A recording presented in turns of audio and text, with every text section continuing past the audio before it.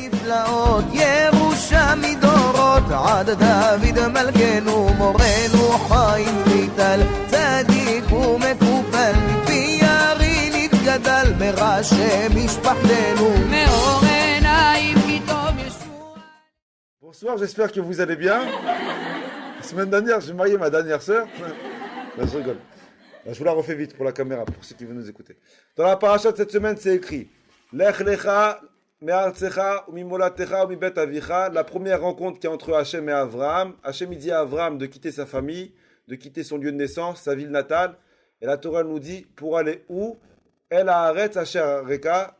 Arrête. Je t'en supplie, arrête. El haaretz asher reka, vers la terre que je t'indiquerai. On a vu comme quoi Akadosh Baruch Hu, il n'a pas dit à Avraham où il devait aller. On a posé une question, c'est Rashi qui pose la question. Et Rashi demande, pourquoi Akadosh Baruch Hu, il ne dit pas à Avraham où il doit aller? Hachem, il sait comme quoi Avraham, il va aller en Israël. Il sait comme quoi Avraham, il doit aller en Israël. Donc ce que Hachem, il aurait dû faire, il aurait dû dire à Avraham, Lech lecha ma'artzecha, quitte ton pays. Alors va-t'en, quitte ton pays, quitte ta terre, quitte tout ce que tu as. Pour aller où? El Eretz Israël, pour aller en Israël. Pourquoi Akadosh Baruch Hu, il ne dit pas à Avraham sa destination? D'accord? La question du cours, c'est pourquoi Hachem, il ne dit pas à Avraham sa destination, alors qu'il la connaît. Rashi répond, réveillez-vous. Rashi répond, et Rashi dit, tu sais pourquoi Hachem, il n'a pas dit à Avraham où il devait aller? Pourquoi Hachem, il n'a pas donné de destination à Avraham? Parce qu'en fait, Hachem, il voulait donner du mérite à Avraham. Comment donner du mérite à Avraham?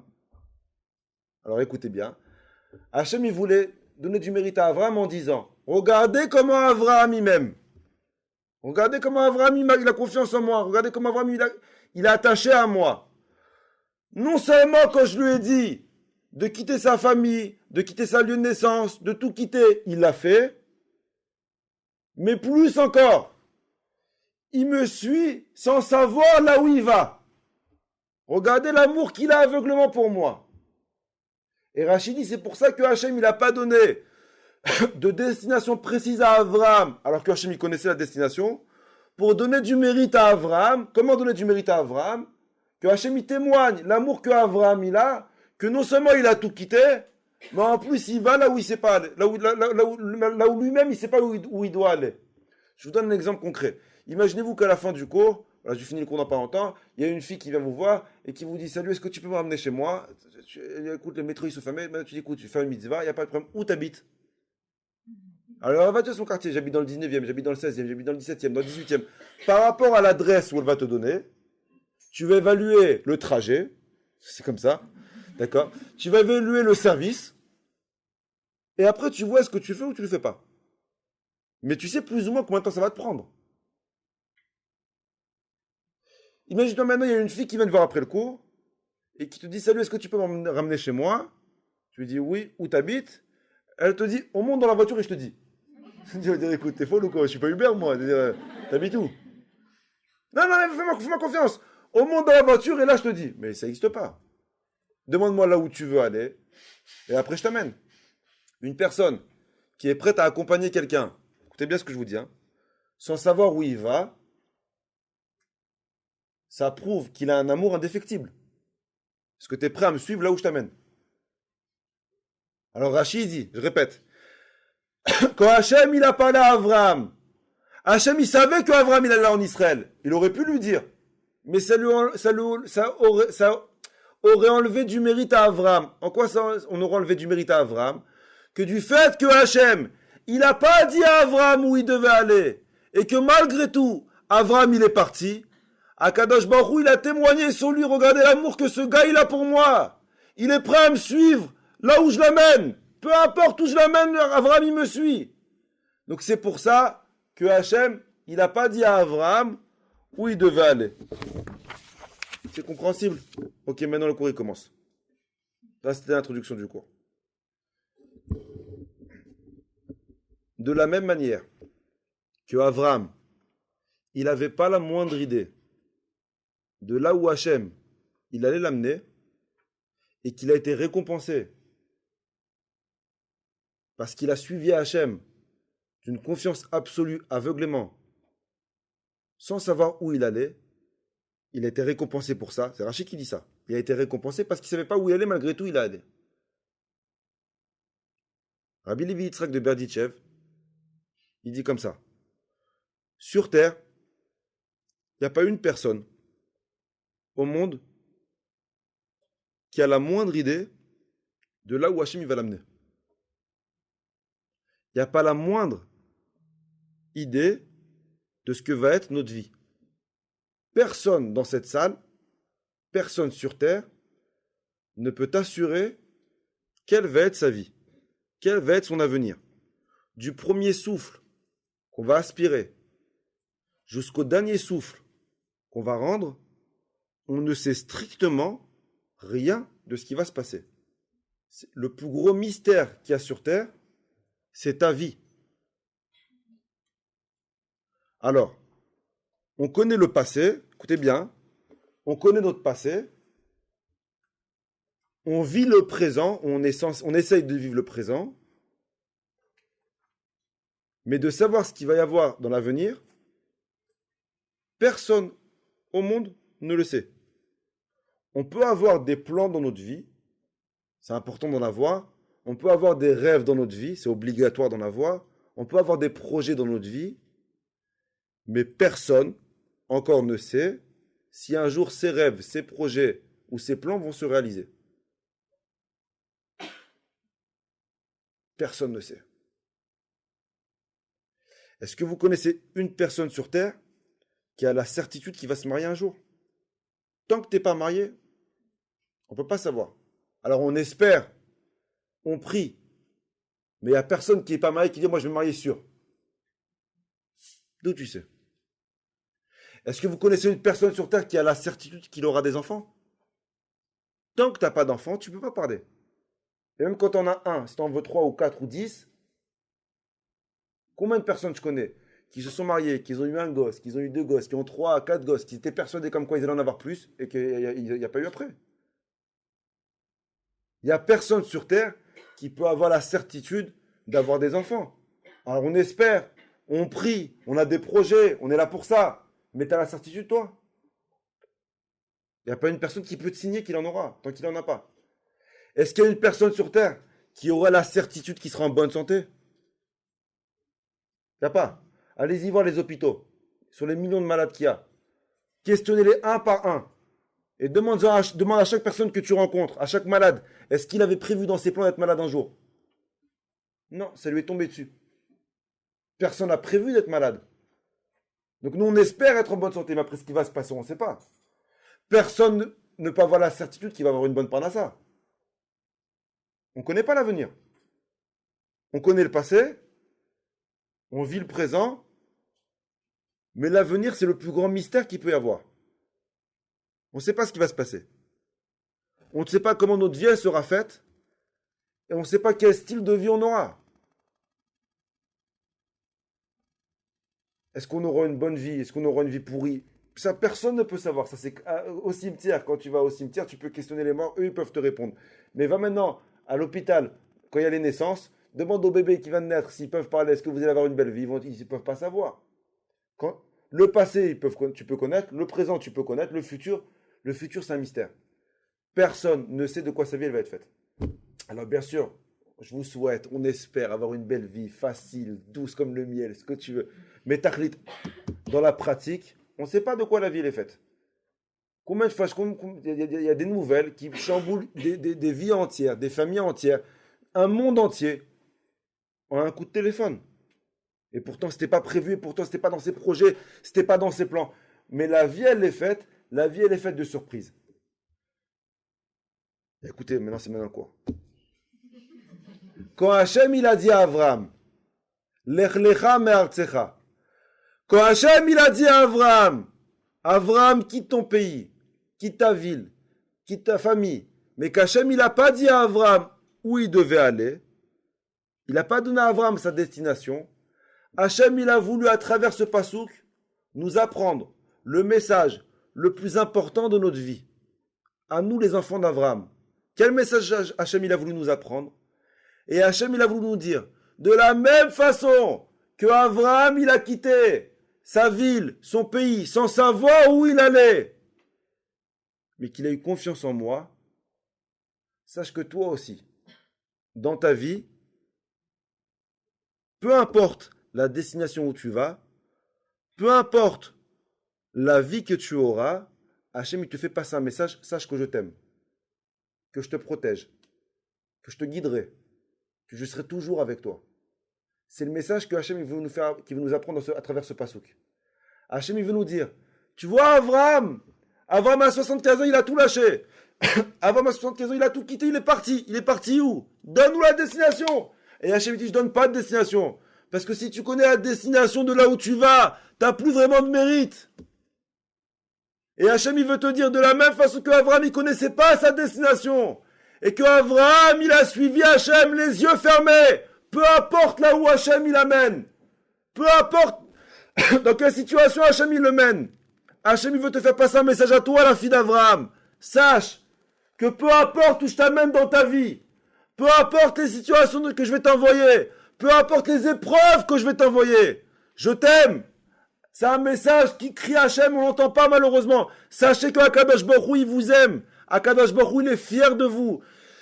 Et Akadosh Baruch Hu, malgré toutes les difficultés, il continuera à nous guider, il continuera à nous éclairer, il sera toujours là pour nous, il continuera à nous soutenir. Akadosh Baruch Hu, il veut nous faire prendre conscience que Abraham, il a suivi Hachem aveuglément. Hachem, il te demande qu'une seule chose, suis-moi, fais comme ton grand-père, fais comme Abraham. Suis-moi aveuglement. C'est le but du cours de ce soir. Il y a un Zohar, écoutez très bien, c'est tout le cours, il est résumé dans le Zohar. Le Zohar, il dit que quand un enfant est né, il y a une voix du ciel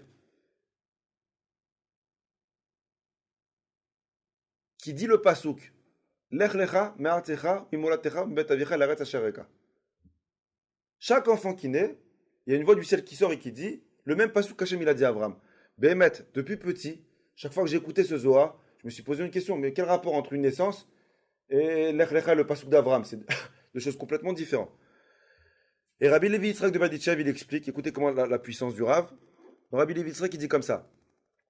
Quand un enfant il naît, que la Neshama doit descendre sur terre, Hachem il va voir la Neshama, et Hachem il dit à la Neshama, écoute ma fille, il faut que tu descends. Descends sur terre. Lech lecha me'artzecha, descends. T'es au ciel, t'es avec moi, t'es avec les malachim, mais il faut maintenant que tu te sépares de moi, comme de la même façon qu'Abraham il s'est séparé de sa famille, toi aussi la Neshama, sépare-toi de moi. Et le Zohar Kadosh dit que la Neshama elle dit à Hachem, mais pourquoi Hachem je dois descendre? Pourquoi descendre? Je suis bien moi au ciel. Pourquoi tu m'envoies en bas? Pourquoi tu m'envoies dans un monde où il y a des problèmes, où il y a des maladies, où il y a des divorces, où il y a des galères? Je suis bien au ciel. La Neshama ne veut pas descendre. La Neshama dit à Kadosh Baruch Hu, Hachem, j'ai peur de descendre. Et Rabbi Levi Yitzhak qui dit que Hachem il répond à la Neshama. Écoute ma fille, sache que ta vie, elle sera faite de moments de joie, comme des moments de tristesse. Dans ta vie, il y aura des moments heureux, comme des moments où tu seras triste. Dans ta vie, il y aura des moments de réussite. Dans ta vie, il y aura des moments d'allégresse. Dans ta vie, il y aura des moments de joie. Mais je ne veux pas te mentir. Hachem il dit à Neshama, je te préviens dès maintenant, dans ta vie aussi, il y aura des moments d'échec. Il y aura des moments de confusion. Il y aura des moments de peur. Il y aura des moments où tu seras plus, où tu te sentiras tout seul. Et Akadosh Baruch Hu dit à Neshama, tu sais, pendant ces moments de confusion, d'obscurité, de problèmes, de galères, de peur, Hachem dit à Neshama, pendant ces moments-là, Dafka, tu vas te sentir seul. Parce que quand tu es bien, tu ne te sens pas seul. Mais dans les moments de difficulté, tu vas te sentir seul. Tu vas te sentir abandonné. Tu vas te sentir perdu. Tu vas te sentir dans l'obscurité la plus totale. Et Akadosh Baruch Hu dit à la Neshama, et même des fois, tu vas m'en vouloir. Pourquoi je t'ai mis dans cette situation? Tu vas m'en vouloir pourquoi je t'ai envoyé tel problème. Tu vas pas comprendre ce qui t'arrive. Mais Akadosh Baruch Hu, il répond à la Neshama, sache Neshama, que peu importe dans quelle situation dans laquelle je vais te mettre, je serai toujours avec toi. Je serai ta lumière. J'arriverai à te guider. Du premier souffle que tu vas inspirer jusqu'au dernier souffle que tu vas rendre, moi, Akadosh Baruch Hu, je serai avec toi. Et de la même façon que Hachem, il était avec Abraham. et que Abraham, il a fait confiance à Hachem et qu'il a suivi dans une destination qui lui était inconnue, Akadosh Baruch Hu ne demande qu'une seule chose. Vous savez ce que Hachem il vous demande? De lui faire confiance. Il vous demande pas de comprendre ce qu'il fait. Il vous demande pas d'analyser ce qu'il fait. Il vous demande qu'un jour vous arriverez à être capable de lever les yeux au ciel et dire à Kadosh Baruch Hu, écoute, je sais pas pourquoi tu fais ça, j'essaie pas de comprendre pourquoi tu fais ça, mais moi Hachem, je te fais confiance, je te suis. Une personne qui arrive pendant son problème à lever les yeux au ciel et à faire confiance à Hachem, à Kadosh Baruch Hu, il allume les lumières. Vous savez, une fois dans un cours, j'ai fait une erreur énorme. Alors j'ai sorti une très belle phrase, mais qui est complètement fausse. Elle était belle, mais elle était fausse. La phrase, c'était, pour ceux qui viennent souvent au cours, c'était: c'est pas parce que toi tu sais pas où tu vas que Hachem il sait pas où tu vas. J'ai déjà fait plusieurs fois cette phrase. Ouais, elle est strictement fausse. Elle est belle, mais elle est fausse. Je la refais. La phrase fausse. C'est pas parce qu'une personne ne sait pas où il va que Hachem ne sait pas où il va. Elle est fausse. Vous savez pourquoi elle est fausse? Parce que je vais vous donner la vraie phrase et vous allez comprendre elle est où l'erreur. La vraie phrase c'est: ce n'est pas parce que tu sais pas où tu vas que Hachem ne sait pas où il t'envoie. C'est une grande différence. Parce que tu n'es jamais seul. C'est ça la phrase. Ce n'est pas parce que tu sais pas où tu vas que Hachem ne sait pas où il t'envoie. Peu importe dans quelle situation où tu es dans ta vie, peu importe là où tu es dans ta vie, sache que c'est Hachem qui t'a envoyé. De la même façon que Hachem il a envoyé Abraham à Haran, en Israël, sans qu'Abraham il sache là où il va, Akadosh Baruch Hu nous envoie dans des destinations dans notre vie. Des fois, c'est des points de contrôle, mais qu'on est obligé de passer pour avancer plus vite. C'est de la douane. On ne comprend pas ce qu'Hachem il fait. Mais peu importe, on n'est jamais seul. Et Rabotai, c'est ça la force des tzadikim. C'est quoi la force de Abraham, de Yitzhak, de Yaakov, de Moshe, de Aaron, de Rabbi Chaim Pinto, de Rabbi Chaim Taib Lomet, de Rabbi Levi Yitzhak de Baditchev, du Baal Shem Tov, c'est Rabbi Yaakov Bersera. C'est quoi la force de tous ces tzadikim? Comment ils sont arrivés à un niveau où on les appelle, oui, c'est des tzadikim, où je vais prendre un conseil chez lui, où je vais prendre une bracha chez lui? Vous savez c'est quoi leur force? C'est pas leur Torah qu'ils étudient, parce que ça veut rien dire. La force de ces tzadikim, c'est qu'ils étaient tellement convaincus que Akadosh Baruch Hu il est avec eux, que peu importe là où Hachem il les envoie, peu importe dans quelle situation Hachem il les met, ils étaient toujours sereins. Abraham Avinu, quand il est parti sacrifier Yitzhak, la Torah elle te dit comme quoi il était stressé. La Torah elle te dit comme quoi il a paniqué. Pourtant la Torah elle dit tout. La Torah elle te dit quand il pleure. Quand Yosef te dit qu'il a pleuré, c'est écrit 10 fois dans la Torah. La Torah elle dit quand tu pleures. Et là, on est un homme, on pleure. Il n'y a pas de... C'est pas écrit qu'Abraham Avinu il a stressé ou il a paniqué quand Hachem il a demandé d'aller sacrifier son fils. Pourtant il avait un seul fils. Pourquoi? Parce qu'Abraham il était serein. Comment Abraham il était serein? Parce qu'il savait comme quoi Hachem il était avec lui. Et que peu importe là où Hachem il l'envoie, Hachem il est avec lui et c'est pour son bien. Yitzhak, comment lui il n'était pas paniqué quand son père il l'a amené pour le sacrifice? Parce que Yitzhak pareil, Yitzhak qui sait Hachem il est avec lui, une personne qui ressent Hachem avec lui. Il est serein peu importe la situation dans laquelle il est. Abraham quand on l'a jeté dans le feu dans la paracha cette semaine, Abraham il est calme, Abraham il est serein, pourtant on va le tuer, comment il est calme? On est en train de le brûler, comment Abraham il est calme? Parce qu'une personne qui sait qu'Hachem il est avec lui peut être que calme. Yaakov, quand Lavan il a essayé de le tuer, quand le malach de Esav il a essayé de le tuer, quand Esav il a essayé de... Yaakov il est toujours calme.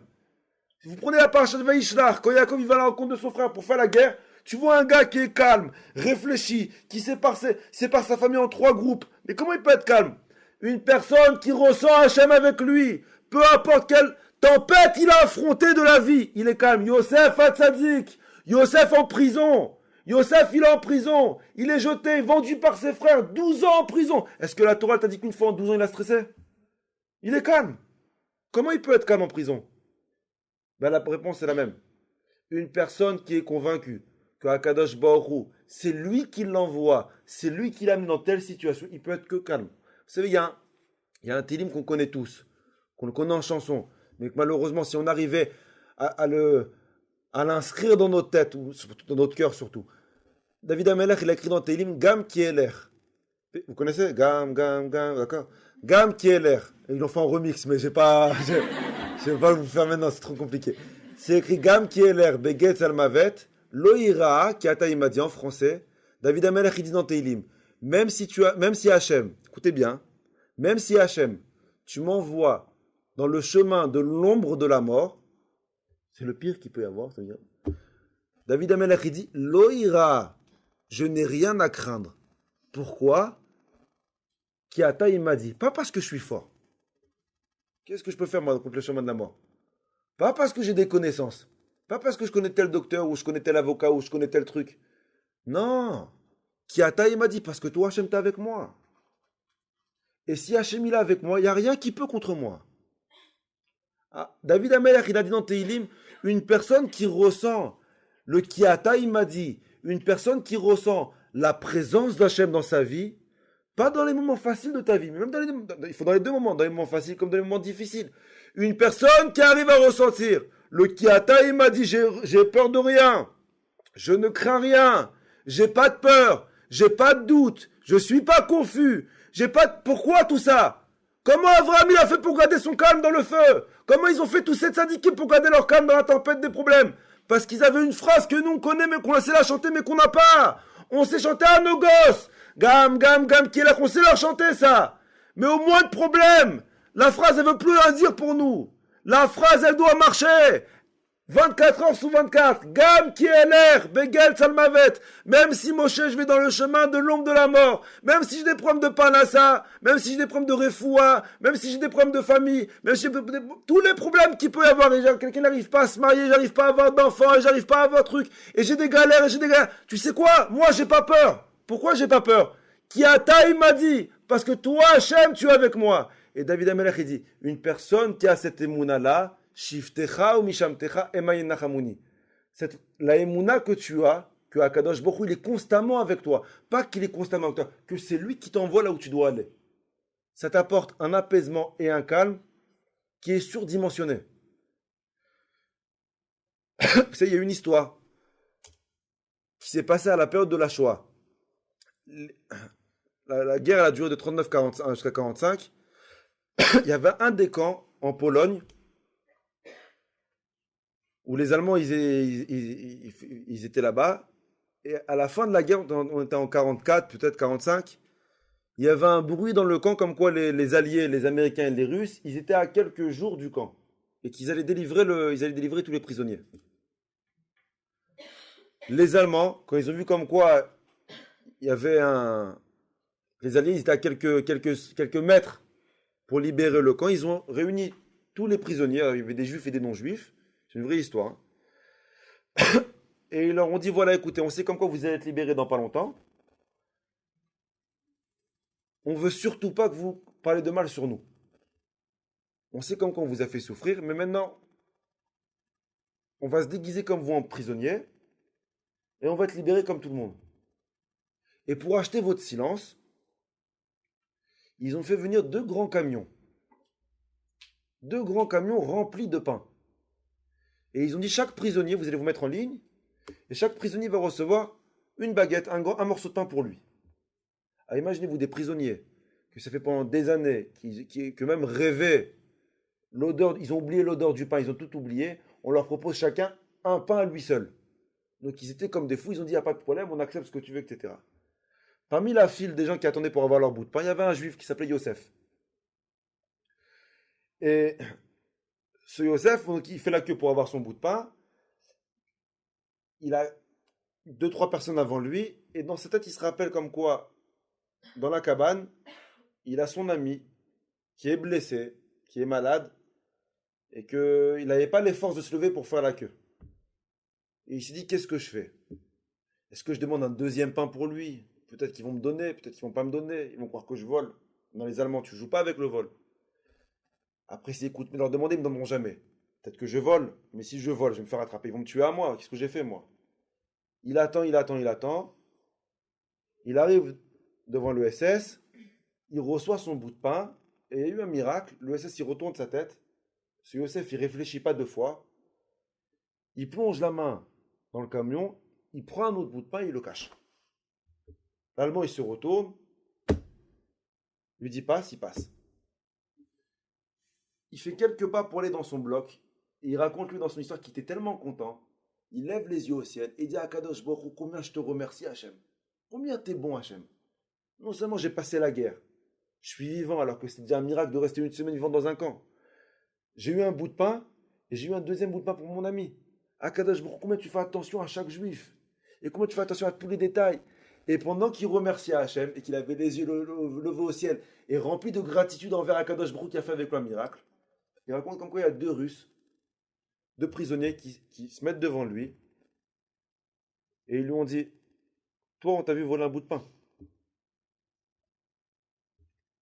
Donc, tu vas nous donner le pain que tu as volé, mais non seulement que tu vas donner le pain que tu as volé, mais ton pain à toi si tu nous le donnes. » Ils l'ont racketté. Alors lui, il arrête de prier, il commence à discuter avec lui, il dit « Vous n'allez pas prendre mon pain.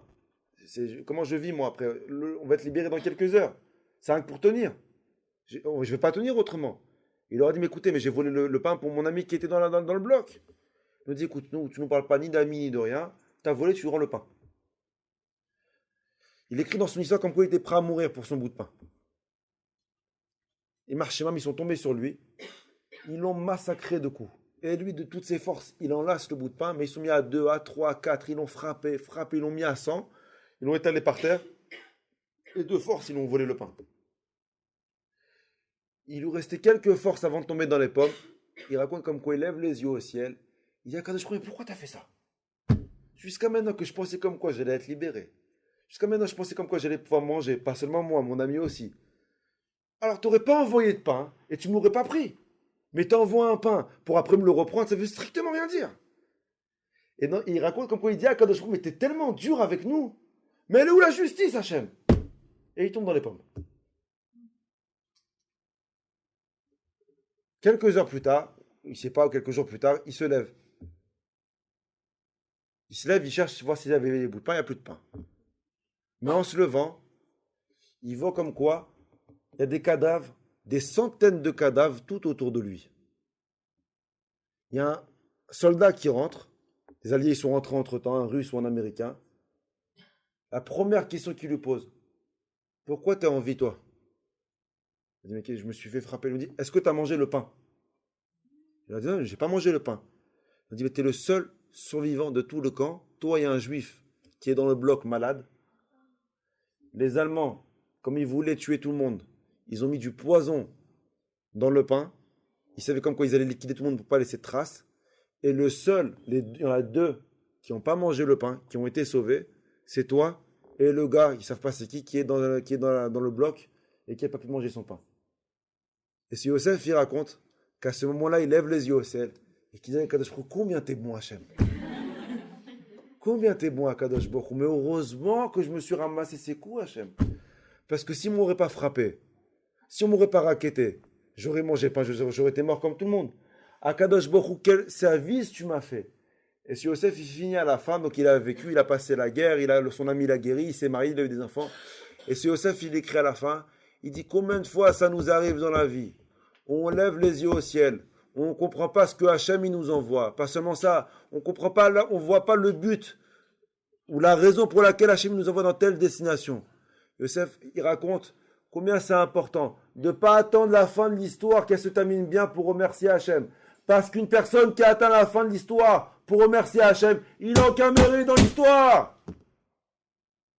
Si maintenant depuis le départ je l'écoute, ne t'inquiète pas, le film que tu vas voir il va bien se finir. Il n'y a plus de film. Il est nul ton film. Le gars il meurt pas, il se marie avec elle, ils sont riches, ils ont des gosses, tranquille. Tu as tué toute sa série. Tu l'as tout donné. Oui, mais attendez, avant que tu regardes, lui il meurt. Hein, c'est embêtant, mais lui il meurt. Il n'y a plus de kiff à voir. Akadosh Baruch Hu, il sait que là où il t'envoie, il est avec toi. Donc il te demande une seule chose. Il te demande d'avoir une confiance en toi. Vous savez, Hachem, en lui. Hachem, il a un plan précis de notre vie pour chacun d'entre nous. Mettez-vous dans la tête une fois pour toutes, et ça, on doit le répéter peut-être 10 fois par jour. Akadosh Baruch Hu, il a un plan précis, défini, depuis la création du monde, pour chaque personne dans cette salle. Akadosh Baruch Hu, il a prévu quand tu allais te marier, avec qui tu allais te marier, à quelle heure tu allais te marier, à tes souhaits, à quelle heure tu allais te marier. Akadosh Baruch Hu, il a prévu combien d'enfants tu auras, quand tu auras des enfants. Tu as beau faire des comptes, tu as beau programmer, t'as beau planifier. Akadosh Baruch Hu, c'est son plan qui se réalisera à la fin. Il a un plan défini de chaque personne dans cette salle. Et même si toi, des fois, tu vois pas la forme d'un plan, tu dis, mais qu'est-ce qu'il veut de moi? Où il m'amène? On ne comprend pas toujours ce qu'Hachem y fait.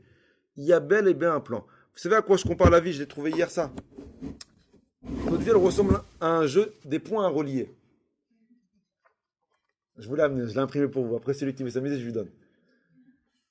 Et il y a un 1, il est là. Ça va jusqu'à 600. Hein. Je vais le donner après mon fils. Mais non, ça va 500, 600, 600. 600, on a 600. Ouais, 700.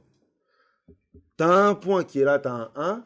Et le but d'une personne, c'est quoi? De relier le 1 au 2, le 2 au 3, le 3 au 4. Et c'est jusqu'à... Alors, au départ, tu relis comme Ahmar. Tu vois pas là où il t'amène, parce qu'un coup tu montes, un coup tu descends, un coup tu sais pas où il va.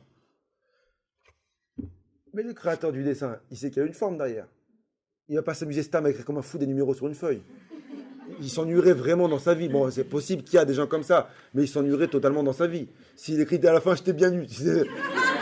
À la fin, il écrit je t'ai eu. C'est-à-dire que tu as passé 10 heures pour rien. On est d'accord, c'est évident comme quoi si le gars, il s'est fatigué à mettre ça sur internet comme un gon, déjà même avec une forme, je ne le comprends pas. Ça veut dire que il devait vraiment s'ennuyer pour le faire, mais bon, je sais pas, c'était gratuit. Mais c'est forcément qu'il y a une forme. Il n'y a personne qui va faire ça sans forme, ça n'existe pas. N'essayez pas de trouver la forme, je n'en sais plus. Ok, là, ouais, 1, 2, 1, 3, il y a 700 chiffres, ça vous arriverez pas, d'accord, n'essayez pas. Donc de la même façon, il y a des chiffres à relier.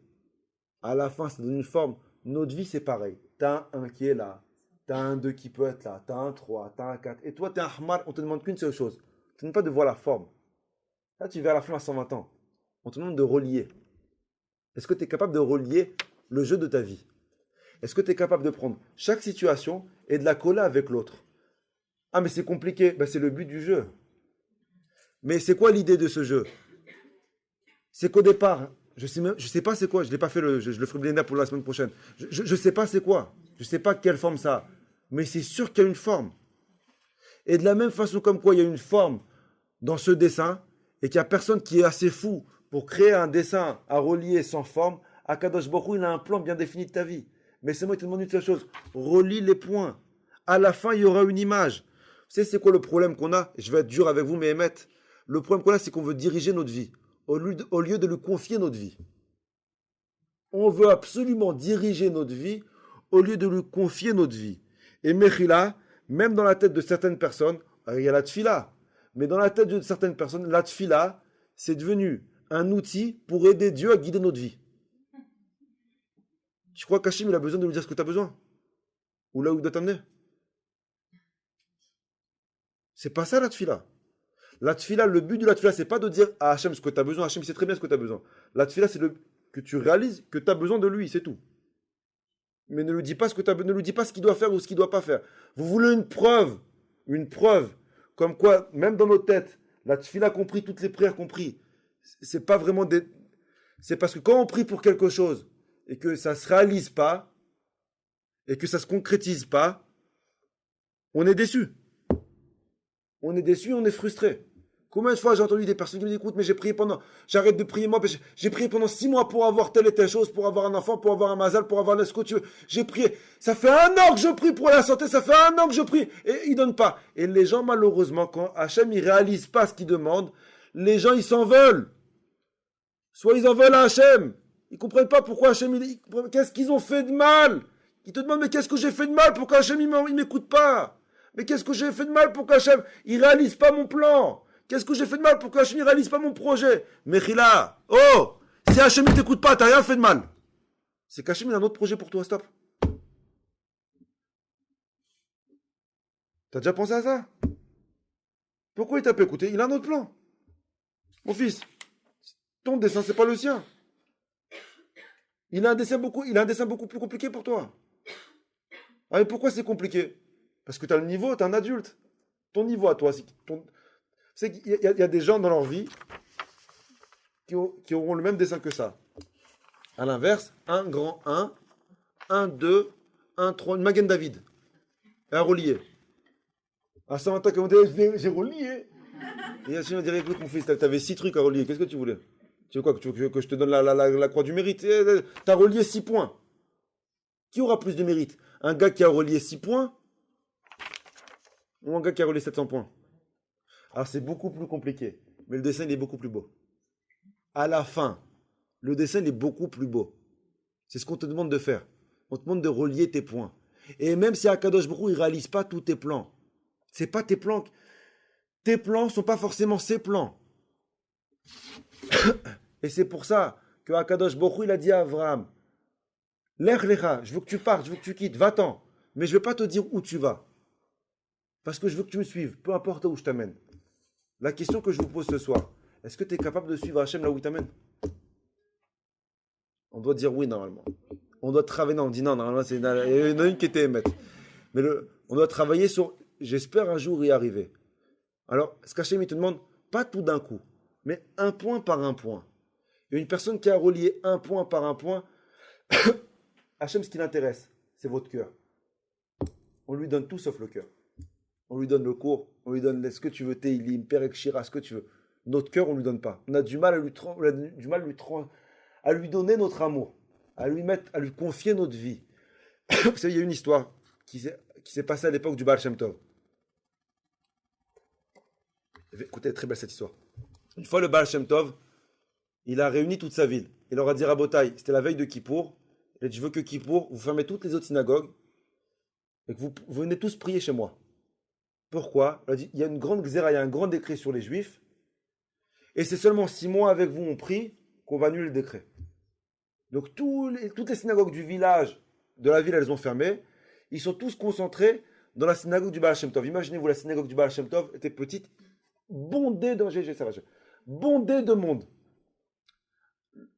Arvit de Erev Kippour, Kol Nidre, le Rav, il rentre dans la salle, vêtu en blanc, il ressemble à un malach. Le Rav, il monte sur la teva, il tape. Il leur dit, Rabotai,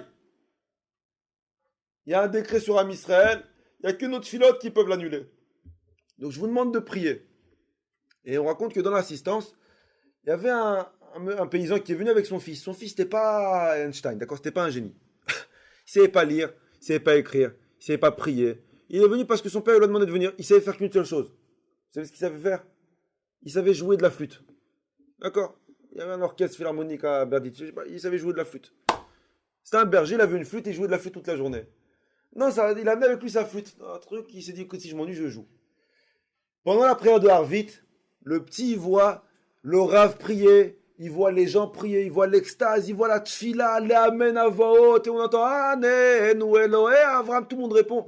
Et le petit, il est là, lui, il brûle aussi d'amour, il brûle, il veut prier, mais il ne sait pas prier. Le petit va voir son père, et il lui dit, papa, le père, il dit quoi? Il dit, papa, est-ce que j'ai amené ma flûte? Est-ce que je peux sonner la flûte? Le père, il leur a dit, quelle flûte? Mais t'es fou, quoi? Il n'y a que des religieux ici, on va se faire fumer. Il n'y a pas de flûte. Mais tu veux qu'il nous la paye? Qu'est-ce que tu racontes? C'est qui pour? C'est péché, la flûte. Il dit, ok, j'ai rien dit. On met le miskin la flûte dans sa poche et il finit sa prière en écoutant les autres prier. Shacharit, le lendemain matin, le Rav, il leur dit, Rabotai, hier, on n'a pas annulé le décret, on recommence la prière. On prie, on va annuler le décret, on lâche pas. Et tout le monde prie le petit, tout le monde prie, tout le monde chanter, il va voir son dit, écoute, papa, tu peux pas me laisser comme ça. Je t'en supplie, j'ai amené ma flûte, laisse-moi jouer un coup. Le père dit, mais quel coup? Il dit, mais t'es fou, quoi? Il dit, mais on va se faire tuer, écoute le Rav. Tu l'as vu sourire, le gars? Il sourit pas. On sourit, rien, tu fais rien. Moussaf, tout le monde prie, tout le monde truc, le petit, il est en extase, il va voir son père, il dit, écoute, papa, je t'en supplie, un coup de flûte. Le père, il lui dit, écoute, il en a marre, il lui arrache la flûte des mains, il la met dans sa poche, il lui crie, écoute, il n'y a pas de flûte, c'est qui pour? Il y a Baal Shem Tov, il n'y a que des barbus, tu pries. Il dit, mais je ne sais pas prier, il dit, alors tu fais rien. Mincha, ça passe, on est la Neila. 1 heure avant la fin. Le Rav il se lève, il dit, Rabotai, j'ai un vrai problème, j'arrive pas à annuler le décret. Ça fait 24 heures qu'on prie, le décret, il est là. Donc je vous demande de tous prier, faites quelque chose, annulez le décret. Et là, toute la synagogue qui se met à hurler les tfilotes, à hurler à Nenou, à hurler la Hamida, tout le monde crie, tout le monde pleure. Le petit est là de côté, il voit sa flûte qui pend de la poche de son père, il dit, arrête mec, laisse-moi jouer un bout. Il dit, écoute, le père il est comme ça, il attend que son père il fait sa Hamida, le petit met la main dans la poche du père, il sort la flûte, Et de toutes ses forces, il siffle comme un fou dans toute la salle. Toute la salle, elle s'arrête de prier. Tout le monde se retourne vers le bruit de la flûte. Qui a osé, le jour de Kippour, la Neila, devant Baal Shem Tov, sonner à la flûte comme un fou? Le Baal Shem Tov, il s'arrête, il dit, Rabotai, qui a fait ça? Le père, il se regarde, il a eu peur pour son fils, il dit, c'est lui. Non, je rigole, tu sais. C'est le mec qui se mange. Le père, il sait plus quoi faire. Le père, il dit, je t'ai dit, tu vas te faire fumer, je t'avais dit. Et le père, il dit, Rav, pardonnez-lui, il sait pas ce qu'il fait, il est petit, il est jeune. Le Rav, il dit, tu viens ici. Le gars, il dit, j'ai resté une flûte, ça veut dire, il a remis dans la poche de son père, mais c'était déjà trop tard. Le petit, il s'approche, et le Rav, il dit, sachez que ce petit, avec sa flûte, il a réussi à annuler le décret. Et s'il aurait sonné depuis hier, déjà, on aurait annulé tous les décrets, vous serez rentrés à la maison. Les gars, il leur a dit, mais Rav, tu te moques de nous? Mais il a sonné de la flûte! Nous, ça fait 24 ans qu'on prie, qu'on jeûne, qu'on parle pas à lui. Un morceau de flûte et le décret, il a annulé. Et le Rav, il leur dit, sachez qu'au ciel, ce petit jeune, ils ont vu comme quoi il brûlait d'amour pour Hachem. Mais il n'avait pas exprimé son amour pour Hachem parce qu'il ne savait pas prier. Et la seule chose qu'il savait faire, c'était jouer de la flûte. Alors il a offert le plus beau cadeau qu'il avait à Hachem. Et Akadosh Baruch Hu, il a accepté son amour. Il a accepté son son de la flûte. Et à l'intérieur, il avait caché son amour. C'est pour ça que Akadosh Baruch Hu a annulé le décret. Rentrez chez vous, vous allez passer une bonne année. C'est ce qu'on apprend de cette histoire. Donnez ce que vous avez de plus beau à Hachem. On a tous un truc qu'on sait faire. Alors je ne vous demande pas de jouer de la flûte ou de danser des claquettes. Je ne suis pas là. Vous n'allez pas me faire de la zumba maintenant. Mais Akadosh Baruch Hu, ce qu'il veut, c'est votre cœur. Akadosh Baruch Hu, s'il veut votre cœur, il veut votre cœur. Il veut votre confiance. Il veut qu'on arrive à le suivre. Même quand on ne sait pas forcément là où on va. Même quand on ne comprend pas forcément là où Hachem il nous mène. Et de la même façon que cette Neshama, quand elle descend sur terre, elle est complètement perturbée. Elle est complètement confuse. Pourquoi Hachem il envoie une Neshama sur terre? Et Akadosh Baruch Hu, le Zohar Akadosh, Hachem il dit à la Neshama, Lech lecha me'artzecha. Hachem il dit à la Neshama de la même façon que Avraham il m'a suivi, sans savoir où il allait, mais il a été récompensé pour. Écoutez, tout le cours c'est maintenant. N'attends pas de savoir là où tu es pour remercier Hachem. Parce que si tu sais où tu es, si le problème il est fini, et tu vas te dire merci, merci, c'est pas pareil. Comme quand tu suis Hachem, là où tu sais pas là où tu vas. Ok, j'ai fini mon cours avec une phrase. Je voulais pas le faire, elle veut pas que je le fasse, mais je le fais. Parce qu'elle n'a pas le choix. Il y a une maman qui est ici. Arrêtez les caméras, j'ai plus besoin de caméra. Non, là ça va, la caméra comme ça, elles ne les verront pas. Que son fils, alors je vous avais raconté l'année dernière, on avait prié pour lui toute l'année dernière. Nathan Moshe Chai ben Miriam. L'année dernière, c'était la période de Sukkot, c'était un an pile. On m'a téléphoné et on m'a demandé d'aller à l'hôpital. D'accord? À l'hôpital Robert Debré, dans le 19e. Il y avait un enfant qui avait qui avait la grave maladie et que j'étais censé aller là-bas les réconforter. Je suis parti l'année dernière, donc j'étais censé aller qu'une seule fois. Mais quand j'ai vu le petit et quand j'ai vu la mère, parce que le père je l'ai vu beaucoup plus tard, j'ai vu des forces de la nature, des forces surhumaines de la nature. J'ai vu la première fois dans ma vie où j'ai réussi à voir la lumière dans l'obscurité. Vous savez, quand tu es dans un endroit où il n'y a que des enfants malades, et avoir une femme tellement forte, et un enfant tellement fort, et un mari tellement fort, ils m'ont donné des forces que je suis obligé de venir ici plusieurs fois dans la semaine. Et je me suis lié d'amitié à la famille.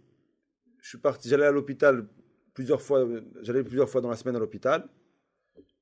Je me suis énormément attaché aux petits. Il y a eu des périodes de haut, il y a eu des périodes de bas, il y a eu des périodes, c'est la vie, on relie les traits comme je vous ai dit, un jeu des points à relier. Et à Pessah dernier, le petit il avait guéri. Après Pessah, le petit il a guéri. D'accord, on avait fait une Seudat Odaya, on avait remercié Akadosh Baruch Hu, mais le petit il a rechuté. Le petit il a rechuté il y a un mois. Il y a 2 semaines. Ouais, 2 semaines. Il est retourné encore à l'hôpital. Et c'est assez grave. Parce qu'il a rechuté qu'après 2-3 mois de traitement. La maman, qui est pour moi un exemple de force, c'est une chambre qui est stérilisée, où la maman elle ne bouge pas de la chambre pendant jour et nuit. Elle ne que personne ne peut s'imaginer ce qu'elle par là où elle passe. C'est pas elle a le temps de sortir, prendre un café, revenir, elle bouge pas de son fils, le petit a que 3 ans. Et elle réaffronte cette épreuve. Donc le cours que j'ai fait ce soir, c'était pour elle. J'avais un doute si elle allait venir ou pas, mais je l'ai forcée à venir, c'est pour ça que j'ai attendu qu'elle vienne. Je veux qu'elle sache, je ne veux pas faire montrer c'est qui, parce qu'elle n'a pas besoin de pitié de personne, elle a besoin que de la pitié d'Akadosh Baruch Hu, et elle l'a, qu'il y aura un S. Amen. Il y aura un S si Dieu veut. On ne comprend pas ce que Hachem y fait. On n'essaie pas de comprendre, on est là à relier les points. Et on demande à Akadosh Baruch Hu, Bénéder, on va prendre à chaque fois qu'on fait cours mercredi, on fera des télim pour le petit avant. On refait une vraie Seudat Odaya. On le remerciera définitivement à Akadosh Baruch Hu pour la guérison de Nathan Moshechai Ben Miriam. J'ai jamais vu un enfant aussi beau que ça. C'est quelque chose. C'est quelque chose. C'est quelque chose. J'ai dit comme quoi c'était mon 4e fils. Elle le sait, c'est mon 4e fils. Et ils le savent. Il faut qu'Hachem il envoie Refoua chez les mains. On va prendre sur nous une mitzvah. On lui doit bien ça. Donc je vous laisse le choix. Essayez de prendre chaque personne sur soi une mitzvah, n'importe laquelle. Prenez sur vous de faire une amida par jour, un birkat Amazon, d'être tsniout 1 heure par semaine, de faire un télim par jour. Prenez sur vous une mitzvah. Notez le nom de l'enfant, Nathan Moshechai Ben Miriam. Et c'est important, je veux que même dans les réseaux sociaux, parce que ils n'ont pas assez prié pour lui la dernière fois, et je pense que maintenant, il faut balancer son nom un peu de partout. Nathan, alors je répète, Nathan Moshe Chai Ben Miriam Sandy. D'accord? Ben Miriam Sandy, ça suffit. Ouais. C'est ça comme quoi la mère, elle est avec nous à tous les cours. Alors je ne veux pas ça la faire montrer. Je vous demande maman de prier pour son fils. Elle a besoin de force. Mais je l'ai forcé en fait à venir ce soir parce que je voulais qu'elle voie qu'il y a des personnes sur eux qui vont prendre des mitzvot. Alors on va lever les mains. Je veux qu'elle voie les mains se lever. Alors, je vous laisse 10 secondes de réflexion. Prenez sur vous un truc. Et rien que levez-vous pour lui faire montrer qu'on est avec elle. D'accord? Levez les mains maintenant. Une mitzvah, n'importe laquelle. Une mitzvah, n'importe laquelle. Hop. D'accord, je suis Nathan. Il y aura une refoua chez moi si Dieu veut. Il y aura une bonne santé, on en est sûr. Et Bezrat Hashem, tu reviendras au cours tous les mercredis, comme avant, Bezrat Hashem. Et l'épreuve qu'on est en train de passer maintenant, parce que c'est tous une épreuve qu'on passe maintenant, on ne comprend pas ce que Akadosh Baruch Hu fait. C'est le plan qu'on dessine d'Akadosh Baruch Hu. Mais à la fin, il y aura une solution qui va sortir. On avait imprimé l'année dernière, mais tu vois, il m'en restait. C'est une erreur que j'ai faite parce que si j'aurais dû tout le distribuer. Des achats yatsa à faire ou à accrocher dans les bureaux, là où vous allez. Des fois, il y en a qui ont, si vous êtes dans des bureaux ou quoi, accrochez à ça, écrit les fois schéma du petit. On demande à Akadosh Baruch Hu, mettez-le dans votre filote. Essayez de noter dans votre filote, au moins de prier le Shabbat, quand vous allumez des bougies. Que Akadosh Baruch Hu, il aide cette femme à supporter cette épreuve. Parce que c'est extrêmement difficile de retourner une deuxième fois, alors que c'est déjà par là où elle est passée. On est obligé de la soutenir. Comment on la soutient? Avec notre filote et nos mitzvot. On ne la lâchera pas, on est avec vous. Et on répète le passouk, Kam Kieler Begel Tzalmavet, même si Akadosh Baruch Hu tu m'amènes dans les chemins les plus tortueux qu'il peut y avoir, Loïra, je ne crains rien. Pourquoi? Kiata, il m'a dit, c'est la phrase qui va vous accompagner. Akadosh Baruch Hu, il est avec vous. Là, vous vous trouvez, Akadosh Baruch Hu, il est avec vous. Il fera un nes. Il fera un nes. Il fera un nes. Il fera un nes. Il fera un nes. Et l'on insistera à la bar mitzvah du petit, on assistera au mariage du petit, et on assistera à la brit minon des enfants du petit Bezrat Hashem. Et j'en suis sûr, Kadosh Baruch Hu va faire quelque chose au ciel. Il ne peut pas voir autant de personnes prier pour Nathan et pas faire un miracle avec vous. Vous n'êtes pas seul. Tu dis ça, je n'étais pas seul. D'abord, je suis avec toi 24 heures sur 24, ma femme elle est avec toi 7 jours sur 7. Donc tu vois là, déjà on est à 2. On est tous avec toi, il y aura un nes, à Kadosh Baruch Hu va schéma, et Bezrat Hashem blinder tous les cours. On fera télim pour le petit, c'est que Bezrat Hashem qui aura une guérison totale et parfaite. On répète, Misheba, Chavotenu, Avram, Yitzhak, Yaakov, et Tashmatom, Nathan, Moshe Chai, Ben Miriam, Hashem, Shachlor, Refoua, Shelema, Anal Narefanalo, Anal Narefanalo, Anal Narefanalo, Batem Alav, Akadosh Baruch Hu, Kol, Gezot, Kashot, Veraot, L'exor Alav, Akadosh Gezorot, Tovot, tu Akadosh Baruch Hu, il lui envoie une Refoua, Shelema, totale. Le traitement, il marche, Bezrat Hashem. C'est des nissim, des miracles avec ce petit.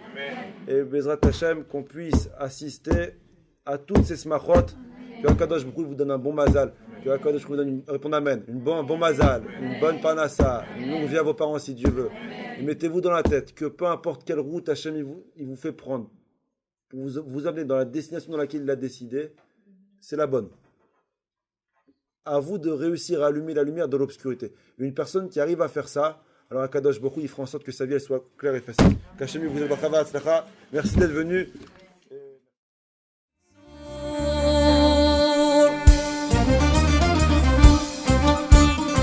احنا جايين من كل مكان للصويرة زينة البلدان نزورو ونرجع فرحان كالظبيل وللهيلولة حوض السلاح وثوم حيلة نضربو شوفار هاد الليلة احنا جايين من كل مكان للصويرة زينة البلدان نزورو ونرجع فرحان